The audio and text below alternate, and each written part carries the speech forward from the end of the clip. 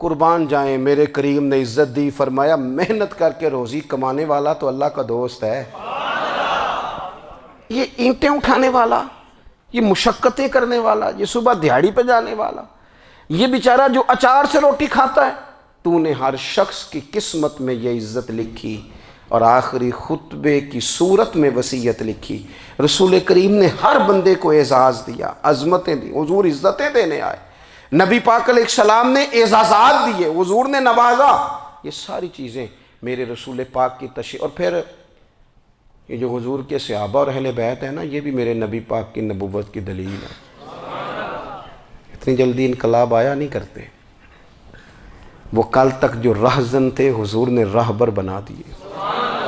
وہ لوگ جو کل تک ایک دوسرے کے گلے کاٹ کے کھاتے تھے، ایک دوسرے کو مارتے تھے، تکلیف پہنچاتے تھے، برادری ازم پہ لڑتے تھے، حضور نے بھائی بھائی بنا دیے۔ ایک پلیٹ میں کھانا کھانے لگے، سیدنا بلال حبشی، صہیب رومی، سلمان فارسی، حضور نے یوں کر کے ملا دیا۔ نبی کریم علیہ السلام نے تقسیمیں ختم کر دی دنیا میں۔ حضور کے صحابہ نے اپنا کردار اس طرح کا دکھایا، اتنا بلند کیا، اور صحابہ کرام علیہم رضوان اس کو دیکھ کر اتنی بلندیوں پہ گئے کہ گواہیاں اللہ کا قرآن دیتا ہے۔ فرمایا محمد الرسول اللہ والذین معہ اشداء علی الکفار رحماء بینہم تراہم رکعا سجدا یبتغون فضلا من اللہ ورضوانا۔ فرمایا یہ جو میرے محبوب کے ساتھ والے ہیں کافروں پر سخت ہیں، آپس میں نرم دل ہیں، تم جب بھی انہیں دیکھو گے سجدے کرتے دیکھو گے، رکوع کرتے دیکھو گے، تم انہیں دیکھو گے اللہ کی رضا کے متلاشی ہیں۔ انہیں ساری مادہ پرستی سے نکال کر محبوب نے رب کی رضا کے رستے پہ ڈال دیا۔ میرے نبی کریم سید عالم صلی اللہ تعالیٰ علیہ وسلم کی نبوت کے دلائل کے طور پر یہ ساری چیزیں آئیں۔ بس میں بات سمیٹنے لگا ہوں۔ حضور کا جو اخلاق ہے نا، وہ بھی نبی کریم علیہ السلام کی نبوت کی بہت بڑی دلیل ہے۔ وَإِنَّكَ لَعَلَىٰ خُلُقٍ عَظِيمٍ۔ محبوب ہم نے آپ کو نا خلق عظیم کا مالک بنایا ہے۔ کچھ لوگ سمجھتے ہیں صرف آپ کا بولنے کا انداز ٹھیک ہو تو آپ با اخلاق ہیں۔ نہیں بھائی، بولنے کا انداز ٹھیک ہونا با اخلاق نہیں، سچ بولنا اخلاق کی علامت ہے۔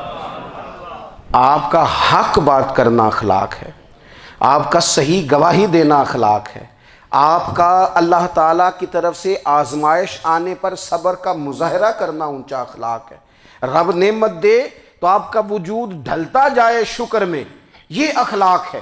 رب کریم اگر آپ کو کسی وقت کسی آزمائش میں اپنی حکمت سے ڈالتا ہے تو عزت نفس کو برقرار رکھنا، خودداری کو برقرار رکھنا، یہ اخلاق۔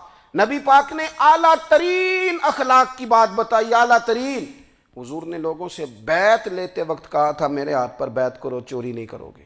نبی پاک علیہ السلام نے مختلف امور پر بیعت لی۔ حضرت حکیم بن حزام کہتے ہیں حضور نے میرے ہاتھ پہ ہاتھ رکھ کے کہا میرے ہاتھ پہ ہاتھ رکھ کے بیعت کرو کہ کسی دنیا دار سے سوال نہیں کرو گے، خودداری سے زندگی گزارو گے، عزت نفس سے، جو رب نے تمہیں دیا ہے تم اس پر راضی رہو گے۔ لوگوں کی جیبوں کو ٹٹولنا، دوسروں کی دولتوں پہ راج کرنا، دوسروں کے مال پر نگاہیں ڈالنا اللہ کے حبیب نے پسند نہیں فرمایا۔ فرمایا بیعت کرو کہ تم کبھی کسی سے سوال نہیں کرو گے۔ حد ہو گئی۔ نبھانے والوں نے پھر اس عہد کو نبھایا اور کمال کر دی۔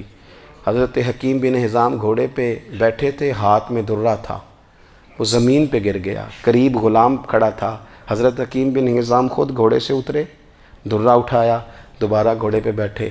غلام عرض کرنے لگا حضور مجھے بتا دیتے میں اٹھا کے دے دیتا۔ آنکھیں چمک اٹھیں، فرمانے لگے کیسے بتا دیتا؟ اپنے رسول سے وعدہ کیا ہے کبھی کسی سے سوال نہیں کروں گا، کبھی سوال نہیں کروں گا۔ اللہ کے محبوب نے ہمیں اعلیٰ اخلاقی قدروں کی بات ہمیں سکھائی ہے۔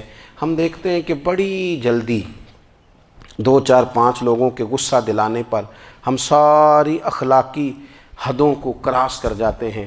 دوستو ہمارا ایک ویژن ہونا چاہیے، ہمارے ذاتی رویے بڑے معتبر ہونے چاہیے، لین دین کے معاملات کے اندر مسلمانوں کو بڑا صاف ستھرا ہونا چاہیے۔ ہمیں اپنی معاشی زندگی میں روزمرہ کے معاملات میں ہماری توجہات کا مرکز صرف اللہ رسول کی ذات ہونی چاہیے۔ رب کریم نے اپنی حکمت سے کسی کو کتنا دیا ہے یہ اس کی حکمت کے تقاضے ہیں. ہمیں اس نے جس رنگ میں جس حال میں رکھا ہے ہمیں اپنے رب کی رضا پر بہت زیادہ مطمئن ہونا چاہیے. اچھا پھر ایک اور بات، جن چیزوں کو ہم نے دکھ بنایا ہے نا یہ تو وہاں دکھ تھا ہی نہیں. مہینہ مہینہ چولہا نہیں جلا، لیکن کسی جگہ اظہار غربت ہے حضور کی اولاد پاک کا یا صحاب کا یا ازواج کا.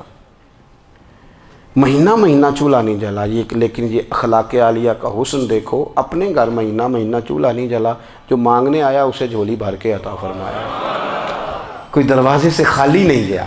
عزیز بھائی، اگر زندگی میں اخلاقی قدریں ہم اپنا لیں اور ہم تھوڑا تھوڑا کر کے اپنے آپ کو تبدیل کریں، ساری زندگی توجہ رہی کہ فلاں کیا کر رہا ہے فلاں کیا کر رہا ہے، تھوڑا سا گردن کو جھکا کے اپنے اوپر توجہ ڈالیں، اپنے آپ کو وقت دیں. حضور کے اخلاق عالیہ کی روشنی میں، تعلیمات حسنہ کی روشنی میں ہم اپنے کردار و عمل پر تھوڑی توجہ دیں. اس وقت بہت بڑی تعداد میں امت مسلمہ ہے، اور ایسا نہیں ہے کہ دولت نہیں ہے، دولت سے بھی سرشار ہیں. ہمارے ہاں بڑے بڑے انجینئر ہیں، بڑے بڑے ڈاکٹر ہیں، لیکچرار ہیں، ہمارے پاس بڑے بڑے ہاسپٹل ہیں، بڑا کچھ ہے. لیکن کردار و عمل کے بادشاہ، اپنی زندگی تقوی کی روشنی میں گزارنے والے، ان لوگوں کی تعداد کم ہے. اگر کوئی آج بھی سارے کام نیک کرے لیکن جائیداد میں سے بیٹی کا حق رکھ جائے تو پھر اس نے کیا میلاد منایا ہے؟ اگر آج بھی جو 2-4 لوگ بیچارے اس کے زیر دست ہیں، ملازمین ہیں، ان کے ساتھ اس کا رویہ انتہائی سخت ہو تو اس نے کیا میلاد منایا؟ اگر آج بھی وہ برادری ازم کی بنیاد پر دوستیاں کرے اور چھوٹے بڑے کی وہ تقسیم رکھے، جسے حضور نے فرمایا کہ قبیلے تو تعارف کے لیے، ورنہ کسی عربی کو اجمی پر، گورے کو کالے پر کوئی فضیلت نہیں. اگر کوئی آج بھی اس برادری ازم کا قائل ہے پھر اس نے کیا میلاد منایا؟ اگر کوئی شخص آج بھی اپنے آپ کو مادہ پرستی میں پوری طرح دھکیل چکا ہے اور رضا الہی کا مسافر نہیں بنا تو اس نے کیا میلاد منایا؟ اپنی طبیعتوں میں روحانی تبدیلی اور وہ خاص افکار جو حضور اپنے غلاموں میں پیدا فرماتے ہیں، ان افکار کو پیدا کرنا، سوچوں کو بدلنا، سوچوں کو، نظریات کو بدلنا، اپنے روزمرہ کے معاملات کا جائزہ لینا کہ ہم کس طرح آگے بڑھ سکتے ہیں اور کس طرح ہم ایک بہترین امتی اور ایک بہترین مسلمان بن سکتے ہیں. اس پر توجہ دینا یہ میلاد ہمیں سبق دیتا ہے. اللہ تعالیٰ مجھے اور آپ کو عمل کی توفیق عطا فرمائے. آخر دعوایا ان الحمدللہ.